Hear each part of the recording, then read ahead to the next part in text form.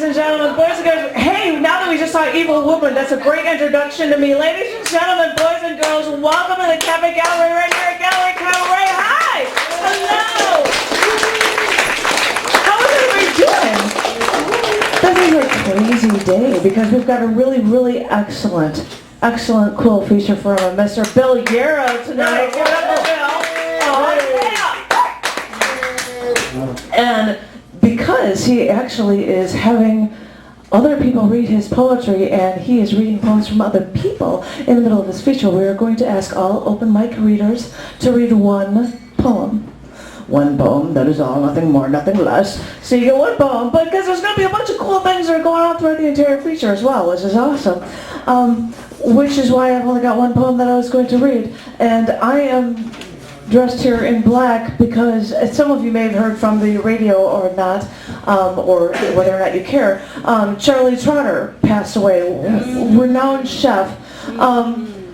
When I say I knew him, that makes it sound like we're buddies or something, but I know the guy, and I thought it was oddly funny because we had met because I was reading an Ayn Rand book and he stopped me and was talking to me about it.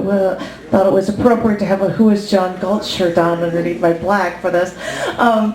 But the one piece I was going to do is something that I edited from a dreams poem in honor of the David Ruman idea of having poems out of your dreams. This poem is Dreams 22042 for Charlie Trotter, 11/5/13. I apparently was working in downtown Chicago again, and it was nighttime, and me and a coworker got to the building we worked at. The building was locked, but we worked there. We must have had keys or something. And that's when the coworker said, "There's a fire on the 14th floor. Oh, we can't go in." And I couldn't see any fire. How did this lady even know there was a fire? But she left, so I walked away with her. We were walking through downtown so we can get to our train stations, and knowing that I had an hour-long train ride home, it was nice to have someone to talk to. And we were walking through downtown Chicago, and I started talking about the things in Chicago that I remembered. I mentioned that there was this building on Wacker Drive, north of Randolph Lake, on that east-west curve before it goes north again. There was a building, and it had huge windows, 5 stories, a few stories tall, and they had these huge statues in the lobby. And I remembered that at Christmas time, the people from the building would put huge Santa caps on these tall statues for everyone to see while they walked to work. And then for some reason, I talked about meeting Charlie Trotter at my old job.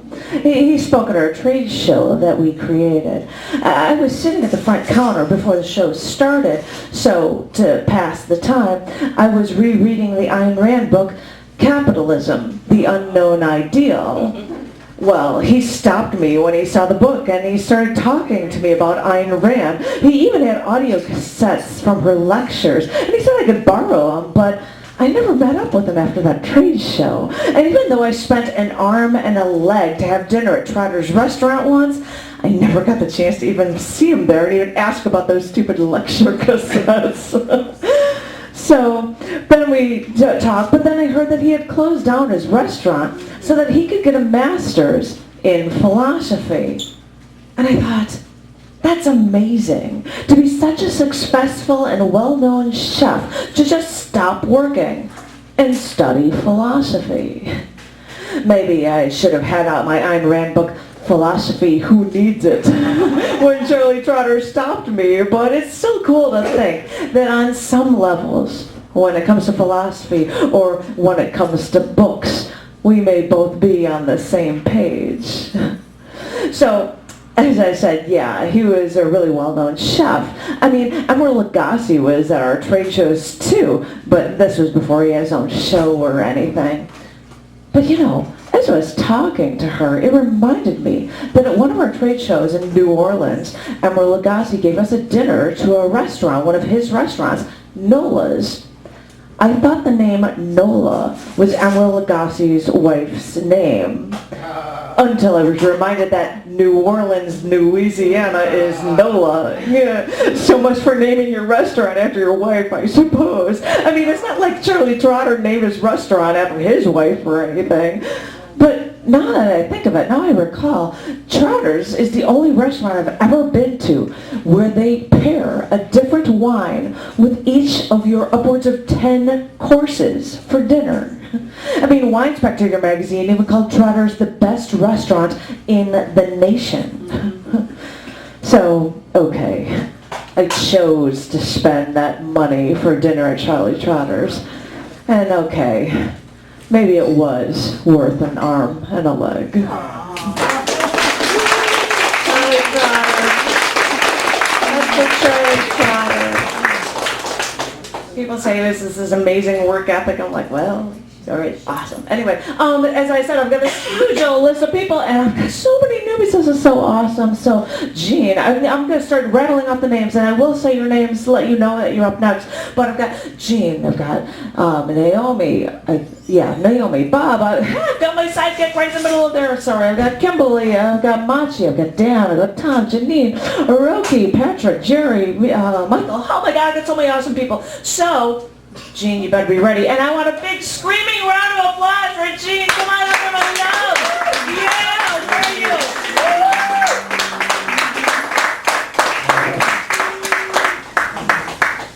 That's right, can we have clap? Thank you. It'll be somewhat of a quick. The mic. Yeah. He doesn't like that. Oh, she's got it. By the way, it's too tall. You can tilt it. It can tilt down. You need a list? More readers? What? This is Bill's poem entitled "She Waited for Him." Oh no! Read your own stuff because it'll be in this future. You I'll can call read you this up stuff. later. I don't have it. Oh, you didn't bring any poems? No, sir. I thought you were going to read mine. I am going to read yours. Okay. You show me yours. I show you mine. Shall I go ahead with it? No, wait till later. Let me take my leave. Yeah. You don't have anything on your computer, your Get up there. phone? Or? What is it? What's up? Yeah. Who is it? Well, I don't have the list. Somebody's got the list. Lynn Wwst. I got it. What's the second name on that list? Naomi. Hey, Naomi, get on up here. What? You're not. She's like, I'm not going to read. Naomi, get on up here.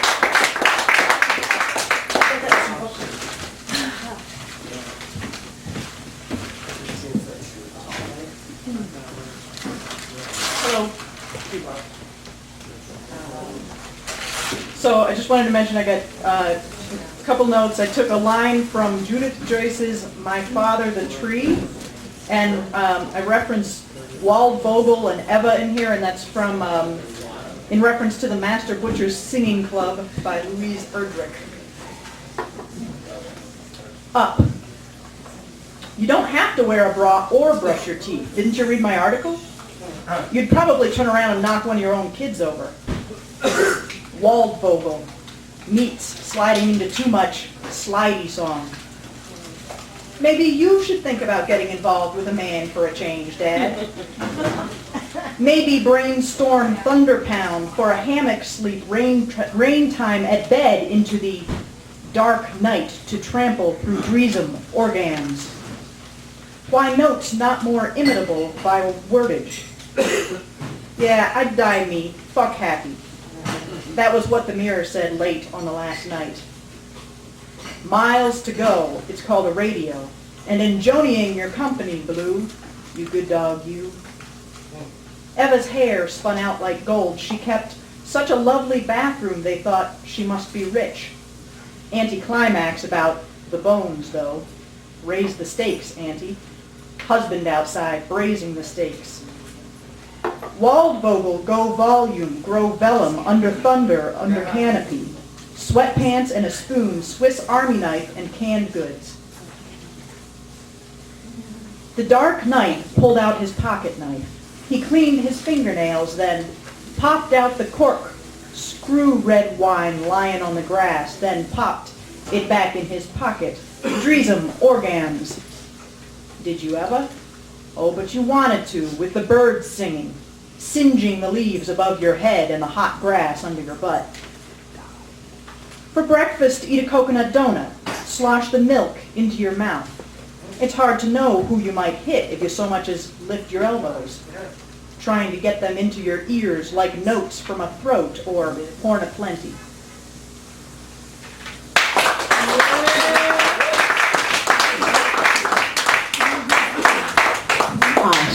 Awesome. Thank you very much. And because we've got so many people on the list, so we've got to whip through this stuff, I'm going to get it up for another newbie, Kimberly. Give it a screaming round of applause for Kimberly.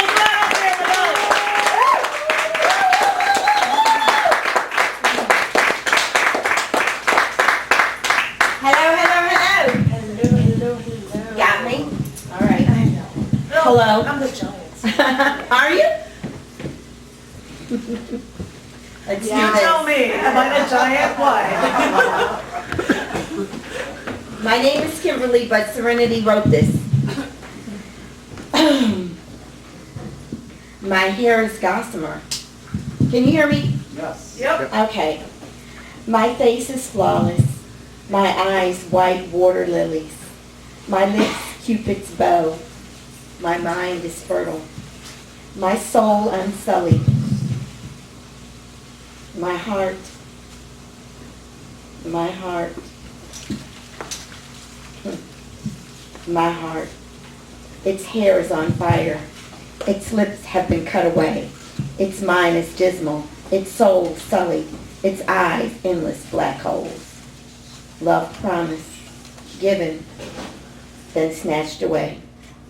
No deposit, no return.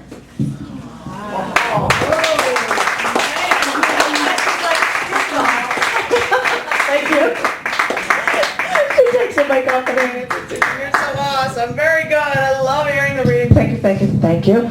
And because I've got such a flush of awesome women coming in here and reading it, I have to throw in an awesome guy in the middle of that mix. So, give it up for my sidekick, the Bobster himself, Mr. Bob Rashkow. Come on, everyone!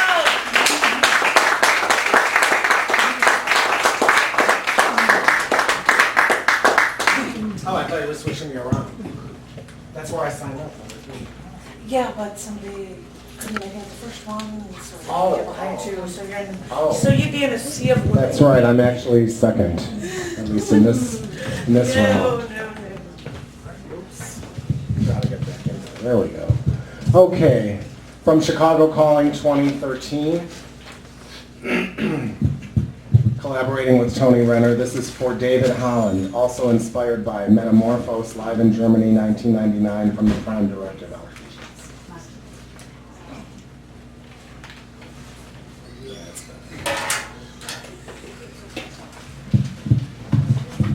It's some kind of desperate stirring. Red jumping beans, simmering in a dry clay pot. Pool table hisses with apprehension. Millions of chimes. Ring, ring, ring, ring, ring, ring, ring, ring, ring, ring, ring, ring, ring, ring, through the township. We're here, we're here, we're here, we're here, we're here, we're here, we're here. The trumpet heralds no honored guest that has arrived at Peachy Keen Villas. Oh, congratulations. I didn't know. Oh, you didn't have to. So, how's everything doing? Everyone strains to hear, and those near the front door crane their necks to see. Dinner is served. Some tea? Or if Lewis Carroll's old-fashioned meanderings remind you too much of current revolts, some home brew. Wait a minute. It's in full swing now, sizzling those swizzling sticks into things that are richer and stranger. Butterflies flutter by the endless garden, sizzling in waves and contrasts. 1, 2, free, 4, 5, freer. In the kitchen, the bitches come and coo, brewing up a cauldron of speculative splendor. Jazz records, who needs them? Bury your head in the one you're with. Dusk is descending. Slow it down just a bit. Chauffeurs gather, drag on their cigarettes, wait forever or maybe just a few hours for stumbling couples, trying to locate the right bus, trying to remember jazz music, hot or cool, fast or slow, warm or frozen, trying not to think, trying not to feel, trying to forget.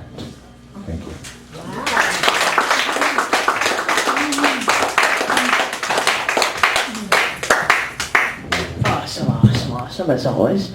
I have to say something about the shirt that I'm wearing. I just have to because, well, no, the iron, and this was something, I normally am not going off and buying things like this, but when they were doing the things, they said, hey, if you wanted to donate to it, to the movie thing, and it doesn't really need money donations, but I was just thinking, I want to say that I had put something, even if it was $1 or something, just to do that. And so I did. And it says, oh, well, since you were a donator, which I send to everybody, you could get free deals sent out all the time. And they said, we've got free t-shirts. Obviously, this is from the old movie from last year or something. But it's free, but just pay shipping and handling. So I'm like, okay, why not? So I spent $2 and I got this shirt. And they didn't give you a size. I'm like, what if I get a small? As we learned, I'm the giant here. I'm like, what am I going to get, right? And so I get this extra large, and John comes home, my husband, and he's like, I'm going to this, and he's like, and you got this shirt, and I'm like, what? Actually, it's an extra large. Try it on. And he put the thing on, and he's like, this doesn't make me feel kind of good. And he took it off and gave it to me, and I'm like, really? That felt good wearing the shirt? I have to get a shirt and make it up that says, who is John Yatko? Or something. No, that'd be too cheesy or whatever. So we had to get that crap out of the way. I just had to. I don't know why. But and now, because there's so many people and I've wasted a lot of time, I am going to call up the next person, and I'm also going to say, like Mark Smith would do, that the poet on deck, instead of me going around and saying, by the way, you're next, the poet on deck after Machi will be Dan Cleary. So please, I love having movies up here. Give it up for Machi. Come on up.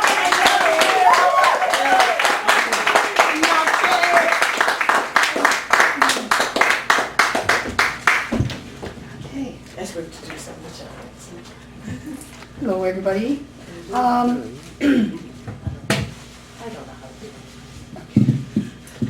I'm reading a piece by Bill Yarrow. No, Read it your own. You get to do that in the read your poem. Oh, Read your own. Oh, okay. I gotta go get it. okay. I'm sorry. So I'll take some time. This is a poem that I wrote when I was 9 called Under the Sea. I'd like to be under the sea to watch the fish go swim. I'd like to squish a jellyfish and then let go of him. I'd like to grab a soft-shelled crab and take him for a walk. I'd like to hurdle over a turtle and teach dolphins to talk. I'd like to see a manatee and then go play by him. I'd like to do all of these things if only I could swim. Sorry. A little faithful or whatever. Well, she got out the word I like. Glad I brought another poem. Yay! We get to hear more of your stuff. Awesome. Okay, so I wrote this one in September, and the name of this piece is The Inevitable Split. Okay, catch my breath. Where do I go from here now that you're gone? Now that stress no longer exists. Now that I don't feel like getting pissed. Now that my heart door is open to love. Where do I go from here now that you're gone? Now that I feel no apparent sorrow. Now that I don't fear tomorrow. Now that my dreams have no limit. Where do I go from here now that you're gone? Your guess is as good as mine. I'll go to my place, you to yours, to a place where we each belong. Although you're not here in the flesh, your soul imprint, a faint manly scent, stains my sheets, blanket and mine, from when your body lay next to mine. Is this just a poem of a woman in chase, running after a phantom who's now moved on, giving thoughts to a life song no longer sung? Tell me, corazón, where do I go from here? Can't go forward to the future or back to the past. Did I cry myself free to aloneness at last? Do I now feel, hear, and see who I really am, me? Today I face my strength, weaknesses, truth, and lies. Today it's time to admit our breakup was no surprise. Today I confess how hurtful my treatment of you. Sad indeed what we did to make each other blue. Where do I go from here now that you're gone? I guess life's destiny will show me the way. One day at a time I'll cry less tears and soon get over the inevitable split that lasted 4 years. Wow.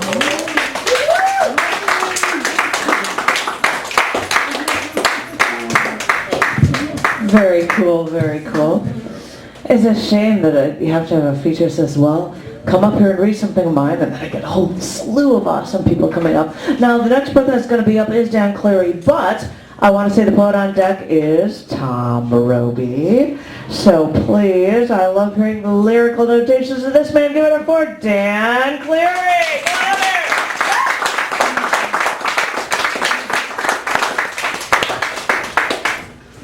And no, you don't have to sing. Okay. Yeah, sing, Dan. No, I You don't can't have sing, I to. won't sing tonight. This is a poem. It's almost like a song. It's called Autumn Song. Autumn. Now the leaves are falling. One by one they flutter down, hesitantly sometimes, stalling.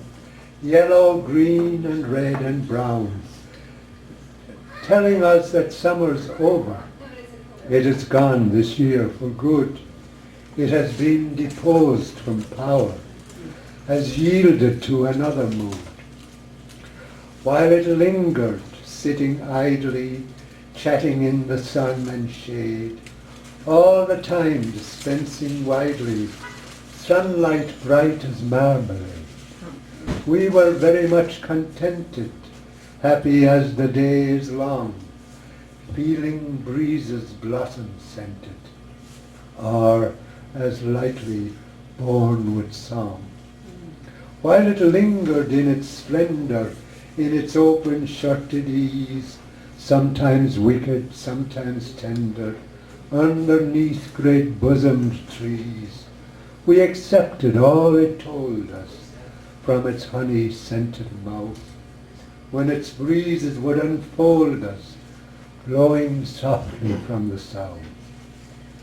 Now another breeze is blowing, and it brings another tale, as above us the once glowing, burning sun turns slightly pale, and the earth shifts with the season, turning slowly in its might, and presents us like a treason with another kind of light.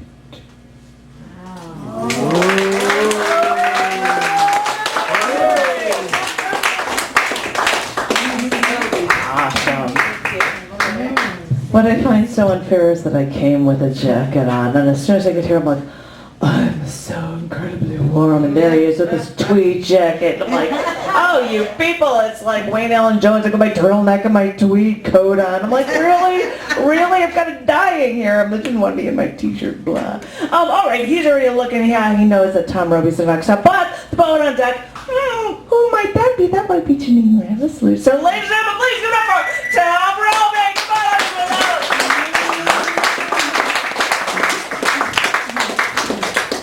and now I don't have to feel like a giant because you're We are tall. Up with you, woman.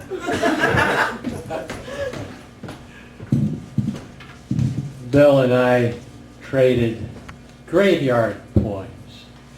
And so I thought it would be appropriate to read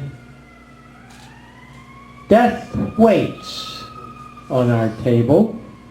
Chatty, in fact, too spooked to recall the Heimlich maneuver, hovers with plump hands above the choking patron, then tearful gnaws a leftover chicken bone until the phone rings, dead on arrival. Death unwinds after the workout, daydreams at the bus stop, careless of the running late against the light 7-year-old until she bounces off the bumper, caught lifeless so she won't hit the concrete. Death queues up at the grocery checkout, face red with coughing, sweating through layers of sweaters and cloaks, delivers mouth to mouth to the old man in pulmonary collapse. No air goes in. Death bustles about the hospital nursery in a starched uniform, white face mask, eager to pamper. Bottle feeds one newborn crier, detects too late the too quiet next crib. No breath on the mirror. Death leads the battlefield charge, halts to save a buddy, shoves him out of the way of the bullet with his name on it into the minefield. Death wades despondent into the icy lake, gets dragged out by the rescue squad, pulls through with warm baths and electric blankets, and is back on the street in a week. Death waits.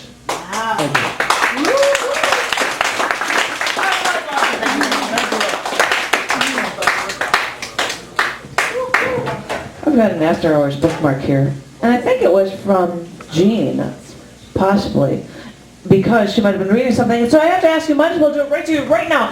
Did you have something you wanted to read? I do. Then sorry, because you screwed up the beginning, you get to go at the end of the open mic. Fair enough. And I was also going to say, for all people that are taking pictures, if you want to have, because after every open mic, I have a web page of everything from the feature, and I could put photos from it on that web page as well. So you'd have to somehow link it to his page or link it to me, like put some space up there and link it to Janet Kuypers or something, so that I'd actually know, because so that everybody can see it that was at the open mic. And now I'm going to shut up. Well, no, I'm not, because Jenene Ravesloot is going to be the next one. And Oroki, haha, you're the poet on deck after her. So ladies and gentlemen, please give it up for Miss Jenene Ravesloot.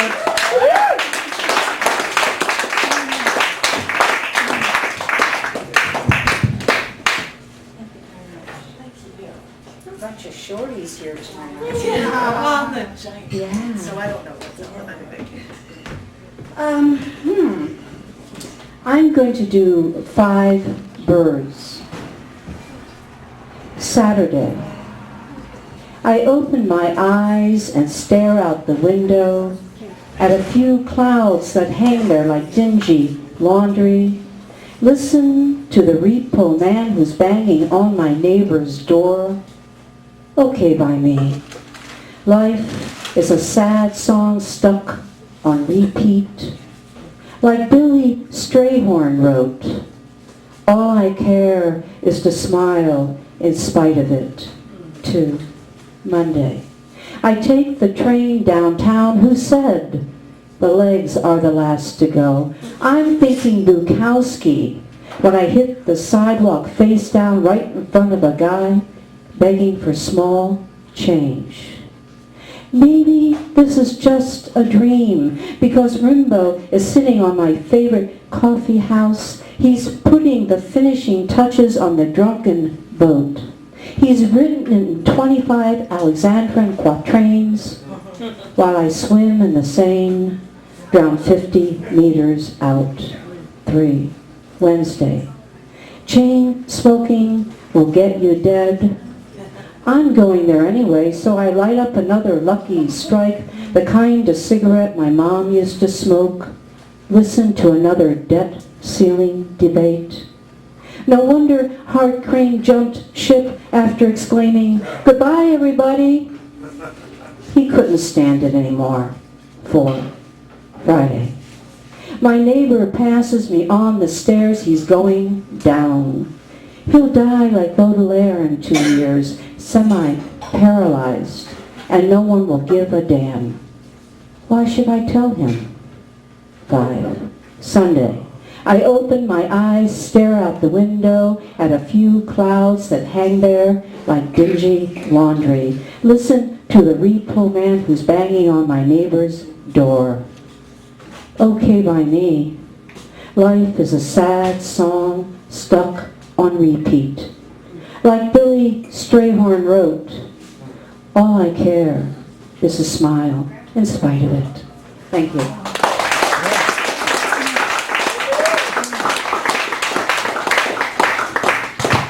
Thank you, thank you, thank you. Now I have to sit here and act like I'm trolling for money. Because I got this handy dandy little bag here, and I don't even have pockets, so I already had to put my life savings into it. So if you have lots and lots of money, put it in for our phenomenal feature of Bill Yarrow this evening. Come on, one more.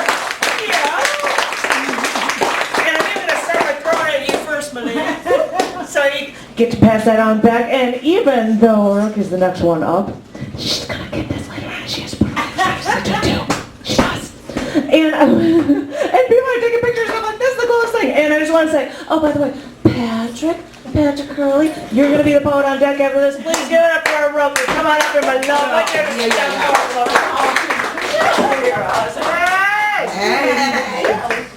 Hey, this piece was written when I lived in Madison, Wisconsin. It's a true story. If you see me walking down the street and I start to cry each time we meet, walk on by. It's hard to ignore them. They ride buses from one end of town to the other all day long. You'll find them in public libraries prompting an ordinance posted that bans bad odors, carrying too many bags, sleeping, and excessive staring. Something tells me this ordinance was created to shelter and comfort regular people. Well, I live at Porch Light, a transitional housing facility for people like me who are homeless. Homelessness has forced me to look deeper into the eyes of my homeless brothers and sisters. I have to believe that not one of them said to themselves in childhood, when I grow up, I want to be a homeless person. I know I didn't. Most of us had dreams of a different life than the scorching fire we were asked to walk through. Some of us came out more reduced to ashes than others. So the next time you encounter one of us, look us in the eye. Look past the stench. Look past the 6 garbage bags that we board the bus with. Look past the blank stares pasted on our faces as we rock from side to side in the bus shelter. Look past the smile that we offer so freely as we dance to our own beat on State Street, with a hope that you can spare a little change. And if you can't look us in the eye, just walk on by.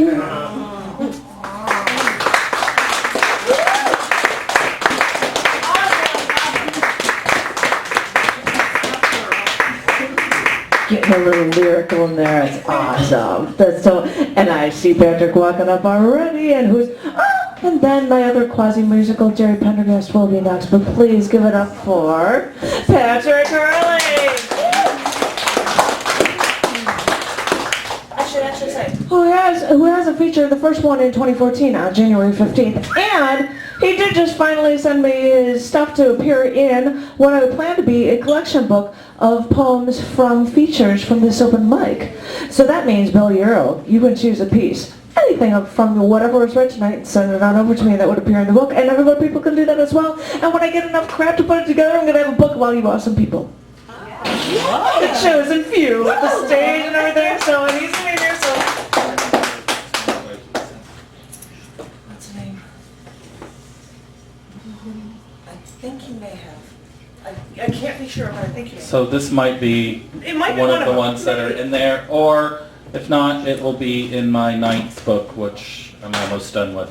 Does it have a title? It does. What is the title? Sanctuary. Oh, I meant of the book. Thank you.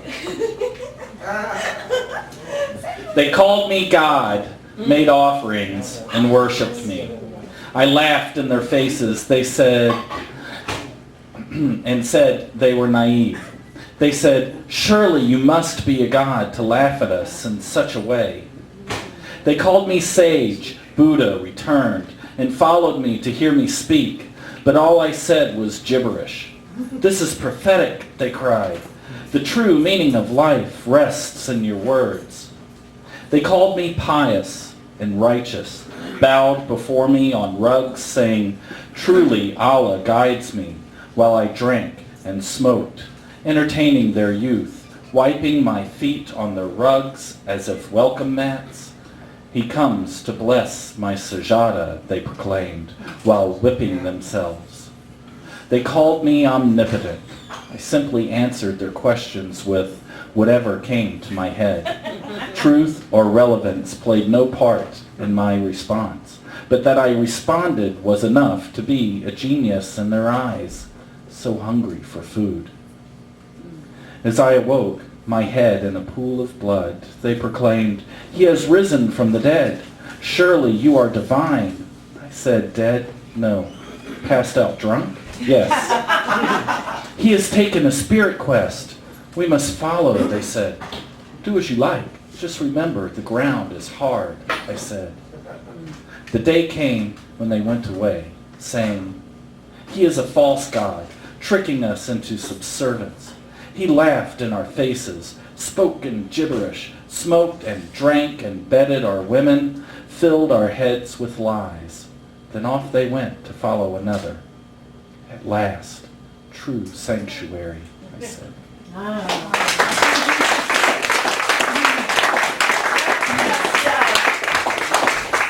He was like, "Did I give you this one before in amongst those choices?" And I'm like, "I think you may have, but I never remember titles." And as soon as he started, I'm like, "Oh, you should have. And if you did bring it there, you did send it to me, that should most definitely be in there. And if it is, I will snag that up because he just recently sent something and got an acceptance letter to a feature issue of CC&D magazine."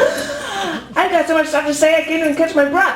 That I would take that one as well. And if that's the case, you get a big old long stupid ass acceptance letter because I happen to run Scarce Publications and I produce books, and CC&D and Down the Dirt magazines are now, as they are bi-monthly, but they are starting in 2014 going to be released as 6x9 perfect bound upwards of 100-page books that will be sold at Amazon.com, which means that they're available in the United States, in the UK, and all of continental Europe.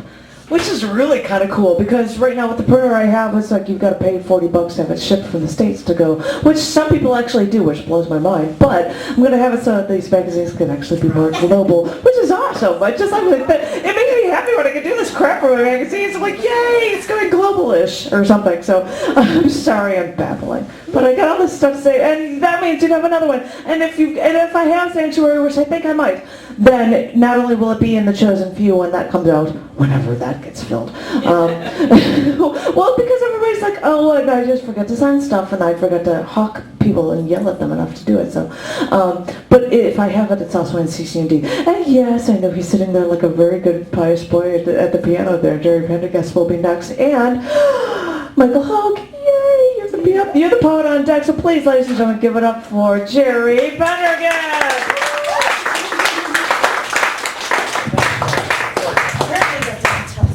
Okay.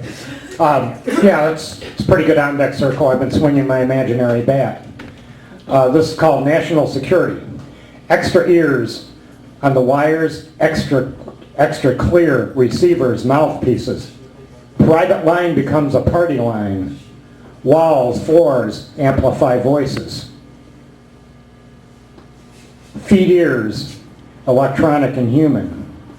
Coded suggestions from suspecting suspects. Candy-coated promises, heartbreak tales from the less aware. Fingers push buttons, surf the wires, hoping to uncover conspiracies.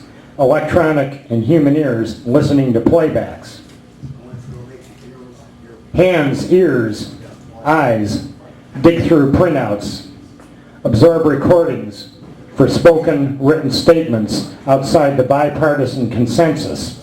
What, whose words are files? Who decides? What are the rules? All right.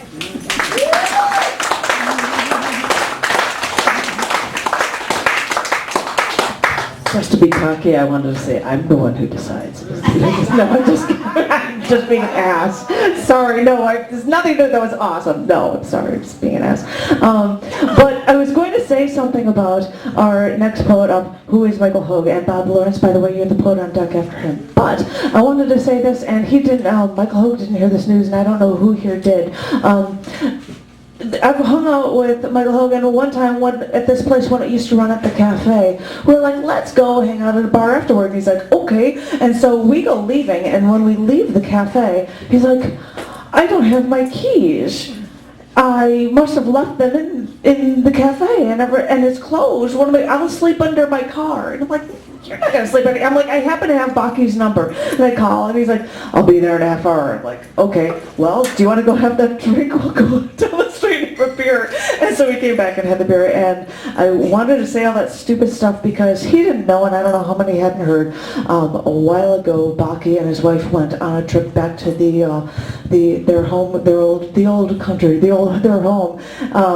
And they were in a car accident, and his wife died, and he was in the hospital. And I don't know when he got out, or if he's, how long he was there, or before coming here for better treatment. But I haven't been able to get over there to check things. So I say still. Still in the old country. Still in the old country. You know this. What? Yeah, he's still there. He's still in the old country. He has a couple of broken legs, and his mother is taking care of him. Actually, he went there to see his mother. And she got out of the hospital. Now she's taking care of him. And his sisters, like his children, two of his daughters visited. But I don't think he's back here yet. Well, then I will say, even after all this time, all of our hopes and our prayers and our thoughts go to Baki. And I'm just going to do this just because you're talking about Baki. Sorry, Baki, I'm really sorry. And on that happy note, sorry, but ladies and gentlemen, no, all right, I'm going to make it because I'm glad that we're here. We've got a great place, and Baki was great for all those years, and a great, phenomenal place here. So now that we're here at this great place, please give it up for not Bob Lawrence because he's put on deck, but Michael Hoag. Come on up there, Michael!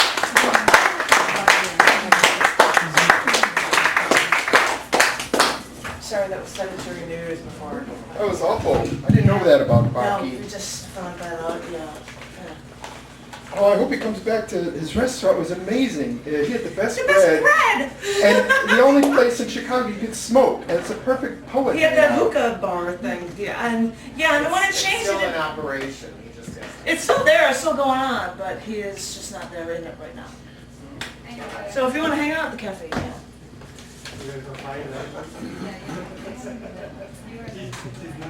Well, this is for Baki. Looking at water, looking at you, you're looking at water with water in those eyes. Dry rain coming down, red stems all around. Run with that mole under that pebble river. Run with that red stems under that red stem stones. Open that finger curl, take that hand of yours. Wood rings circling that wood neck, dry rains filling that pebble river. Mulberries for eyes, a log for that neck, curled eyes holding curled hands, dried stones running pebbled livers. Dry rain on a mole trail, dry stems with dry fingers. Follow those red rocks to that pebbled river, hollow those logs on those 5 fingers. And turn that water ring on that finger, curl those 5 fingers around 5 fingers. Run that path to that ear, from that ear, run that path down an angle to that chin.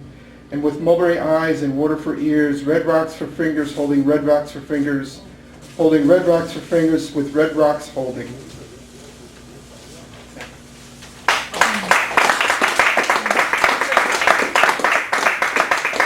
This could be one more, the short one. Well, I'll give it up for the feature. Give me the short one, I'll read that one. Oh, okay, that'd be fun. All right, give it up for Michael Hall. Come on, everybody. He just wanted to hog more time because 4 weeks from now, 2 shows from now, he's actually going to be the feature right here at Gallery Cabaret. So come on the 4th, I believe, of December for a Michael Hoag feature. This is triple plus awesome. And now I have to keep giving the poets on deck. Lynn Wwst is going to be after this man. So please, ladies and gentlemen, give it up for Bob Lawrence!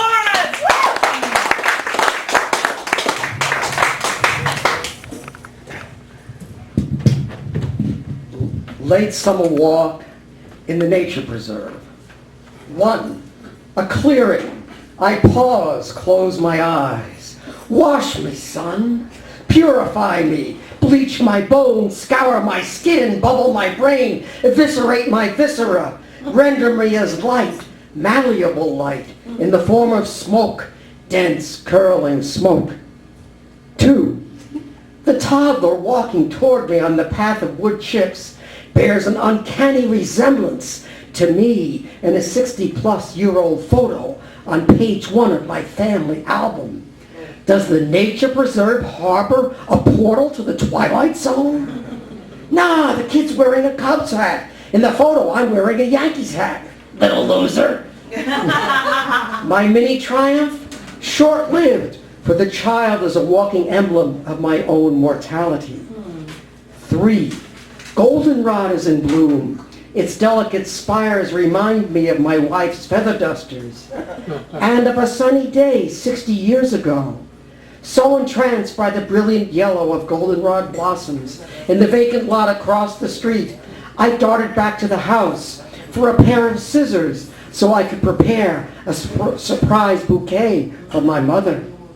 When I handed her the flowers, she laughed, jammed the slender stems into the garbage, and told me about her hay fever allergy. At the nature preserve, the goldenrod sways gently in the breeze. This would not be a good walk, I proclaim, for someone with hay fever. My teacher replies, that's goldenrod, not ragweed. They're often confused. Goldenrod pollen is sticky and carried by insects. Ragweed pollen is powdery, windblown. In fact, goldenrod has medicinal uses. An antiseptic for skin wounds, a diuretic, an anti-inflammatory. In Europe, people drink goldenrod tea for urinary tract infections. Had we a Twilight Zone portal, my teacher could lecture my mother, who would put my bouquet in a vase and spare me a moment of needless shame. 4. Last year, standing on the wooden bridge over the lily pad pond, we saw a turtle as large as a bathtub. On every walk since, we wonder, is the monster turtle still there, lurking in the murky water? And I no longer wonder why. Ancients posited the earth as a thin crust on the back of a giant turtle.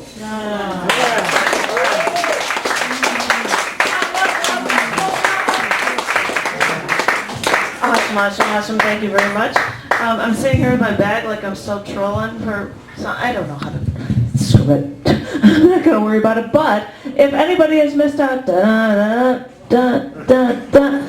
because this man so deserves money. So I'm standing there like a freaking hawk over on that side, come and bug me because I'm not going to go hunting you down. The next poet is Lynn Wwst, but after that, Gary's after that, the poet on deck. So please, she had the best Osmos costume ever when I saw her on Halloween.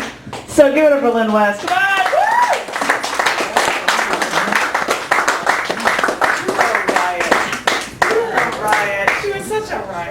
We had fun. Thank you very much, Janet. And you're a riot. I mean, this woman can talk. And it's fun to watch her because when she talks and she says things, she's so very animated all the time. Oh, I love it. One time my dad yelled at me, I'm talking and I was saying things and he's like, here? Now finish the rest of your sentence. I'm going to hold your hands down because I don't know how to. I'm like, yeah. And she was silent. She couldn't talk without her.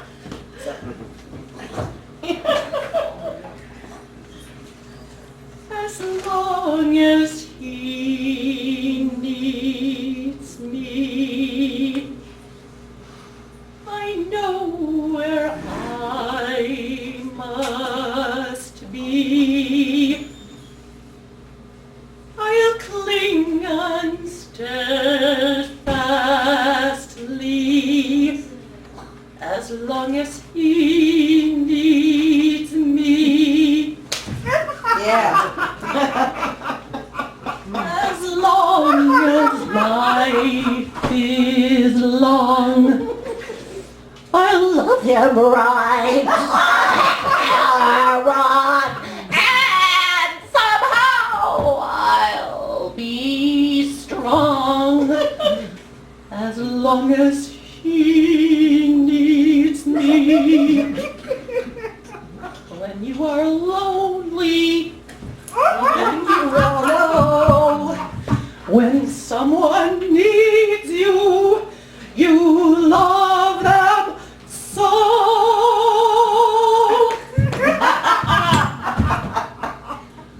I won't betray his trust, though people say I must. I'm going to stay true just as long as he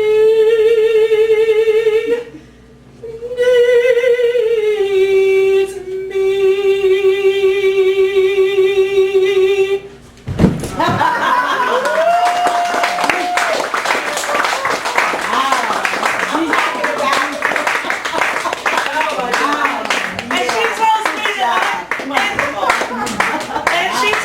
I'm the performer. What was that?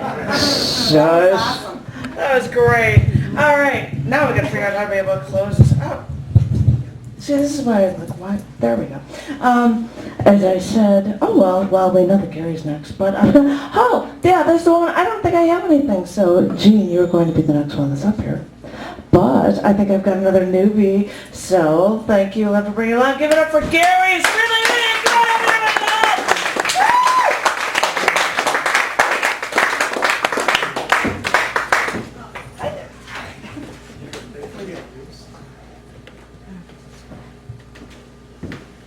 What I'm going to share with you this evening is called Redemption.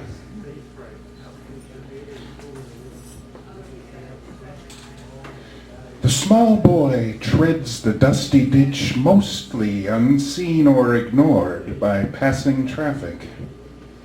The little lad resembles a ghostly apparition or some cyber graphic.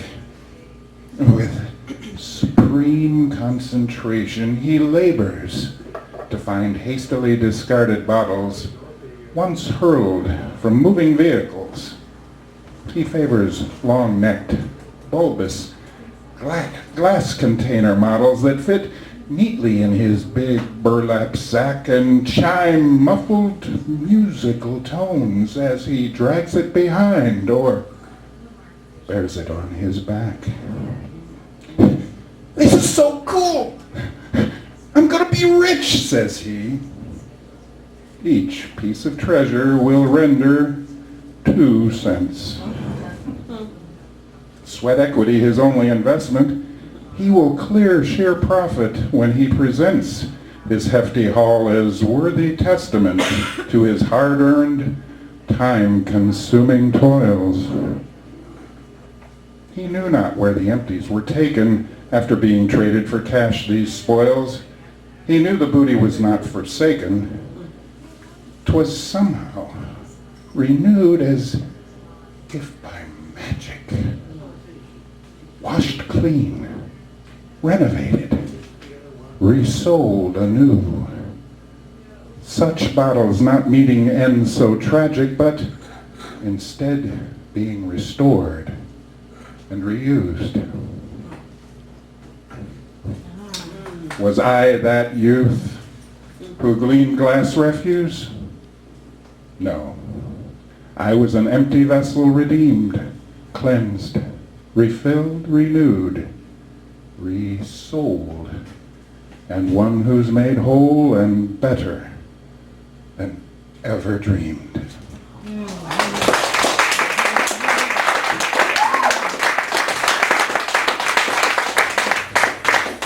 I'll just keep clapping.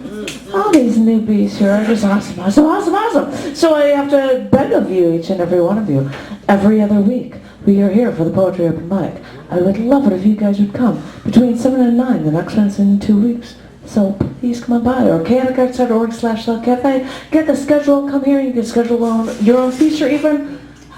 That's so incredibly awesome. That was very, very good. Very, very good. Now, I said, little Miss I will read his stuff. No, she didn't. No, I'm being a poo. A poo, what is that? Gina's next, but Robin Fine's next. As far as I know, that is the last one. Is there anybody else that wanted to read at the open mic that I've missed? Come and bug me because I stand there like a hawk over in the corner. So please, ladies and gentlemen, give it up for G. Get it up, everybody.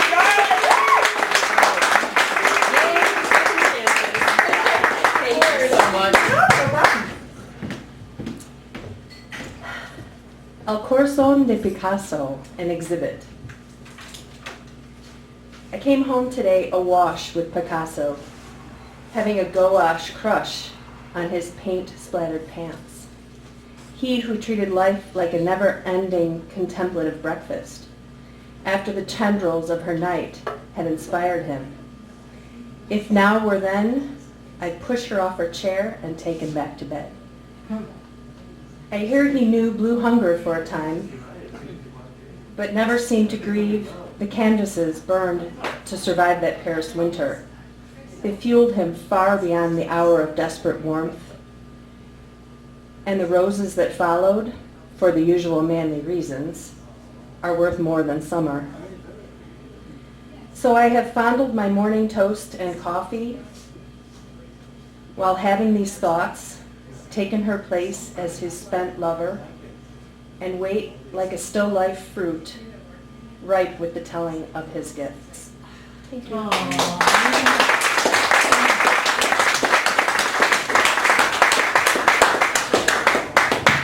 It was worth it to wait, wasn't it? Yeah, awesome.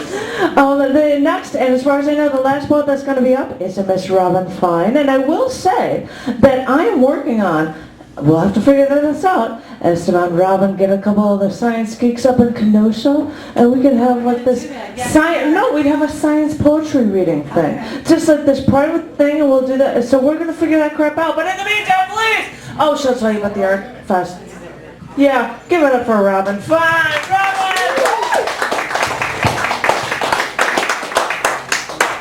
Does everybody know what they're going to be doing on December 13th? No, I didn't write it yet, but yes. Okay. I know what time I'm going.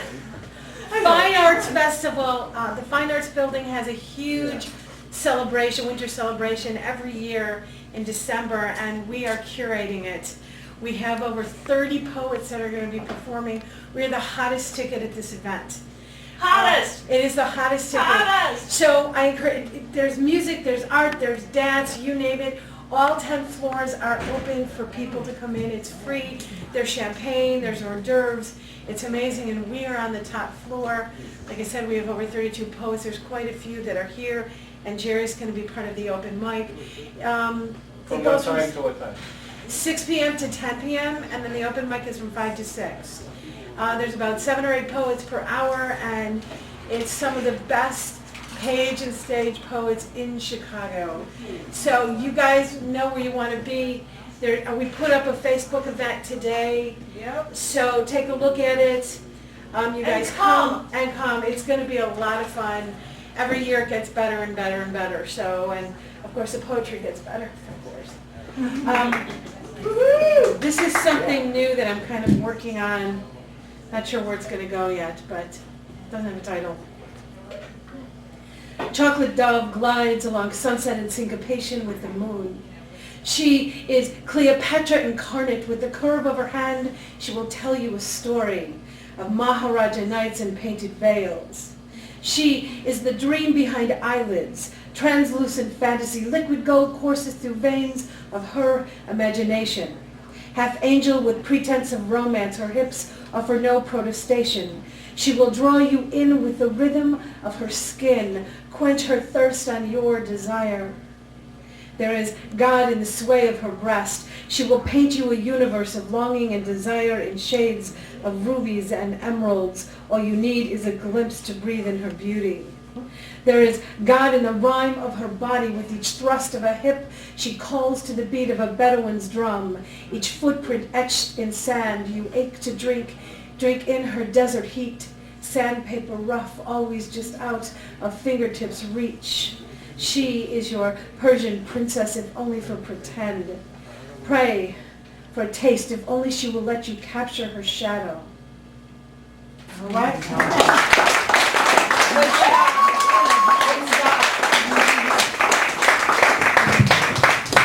I said that was the last summer biker, but it isn't, because we have one more, and he is so worth it. One poem, probably the briefer the better, because we got a lot of stuff that's coming in with the feature from Bill Yarrow. After that, we'll have a 2-minute break. I've got it 2 minutes, because you have to refill your drinks with Tressa, and then we'll have a great, great feature. But in the meantime, please give it up for Wayne Allen Jones.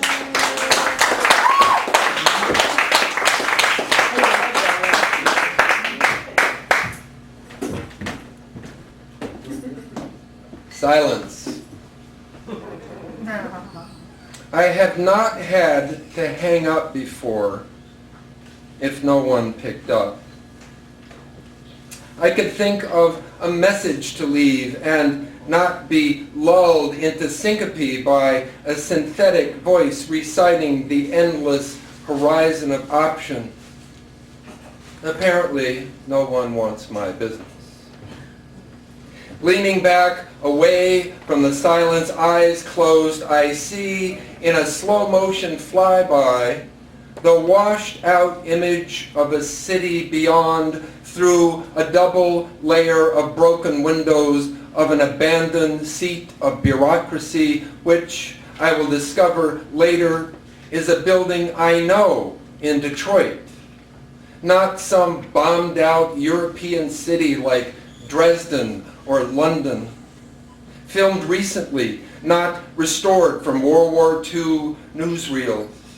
I always pass the old train station, once the tallest in the world, on the way to buy tortillas and eat at the one restaurant where my father was known and well treated. I marvel at the power of broken panes to use the air as fresh as it can be in the Motor City and create a zone of irony that plays up the feathered coat and tails of melanized pigeons strutting down the aisles of typing pools as careless with their droppings as junior executives with quotas and deadlines. Beneath the dust, the latent power of desks to hide people goes waste in the absence of spick and span, spit and polish, the shine and glare of a clean surface. I listen for the slosh of words, my mask saying, I believe you will help me, when the mask before me says, it has no idea how I got where I am or why I'm still there when I should be 2 desks to the right or left, talking to the proper mask, bent on helping. I reach for coffee already cleared, see the cup in the sink, more sure than ever how little help there is and how little I want it. Thank you.